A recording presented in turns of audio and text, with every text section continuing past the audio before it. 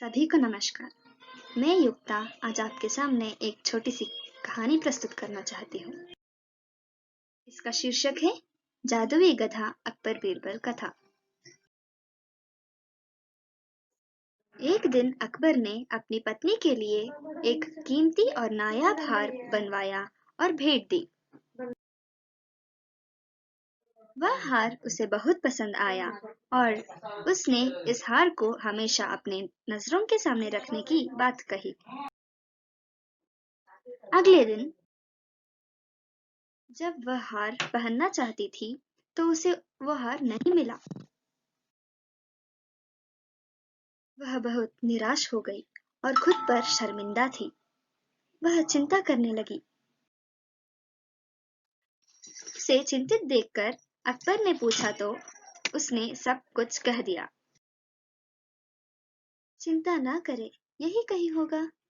आप आज रात हमारे कमरे में आराम करें, कल सुबह तक मिल जाएगा।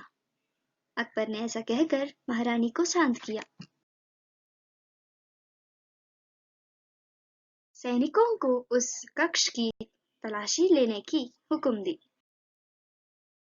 3 घंटे बाद एक सिपाही निराश होकर आया और हार न मिलने की सूचना दी। माफ करे जहांपना, हमने 3 बार कक्ष की तलाशी कर ली, पर हम असफल रहे। शायद हार चोरी हुआ है जहांपना, क्योंकि महल के दूसरे हिस्सों में भी कुछ चीजें लापता है। अकबर को बहुत गुस्सा आया और बीरबल को बुलाने की सूचना दी।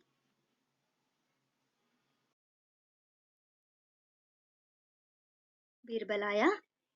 क्या बात है जहांपना, रानी साहिबा निराश लग रही है।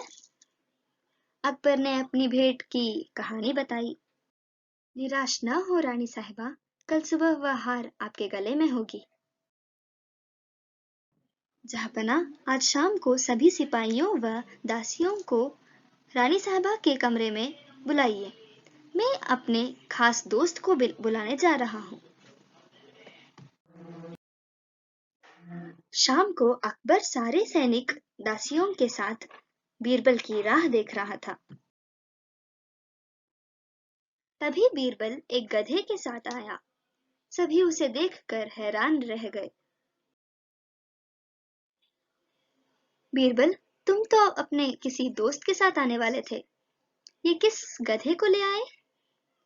हाँ जहांपना, यही मेरा दोस्त है और यह कोई साधारण गधा नहीं है, यह एक जादुई गधा है। यही हमें चोर को पकड़ने में मदद करेगा। बस मुझे थोड़ा समय दीजिए जहांपना।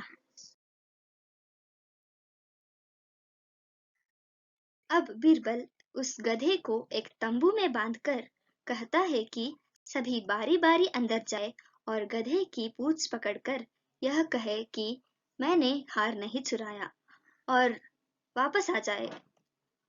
जैसे बीरबल ने कहा, सभी बारी बारी तंबू में जा आए। अब बीरबल ने सभी का हाथ जांच किया। फिर एक सिपाही की तरफ इशारा करते हुए कहा कि वही चोर है। क्षमा करे जहांपना, मैंने चोरी नहीं की। और एक गधा कैसे बोल सकता है जहांपना। सिपाही ने ऐसे कहकर बचने की कोशिश की। अकबर भी यह जानने में बहुत उत्सुक था। ठीक है, मैं यह मानता हूँ कि वह चोर है, पर इस बात को साबित करो बीरबल।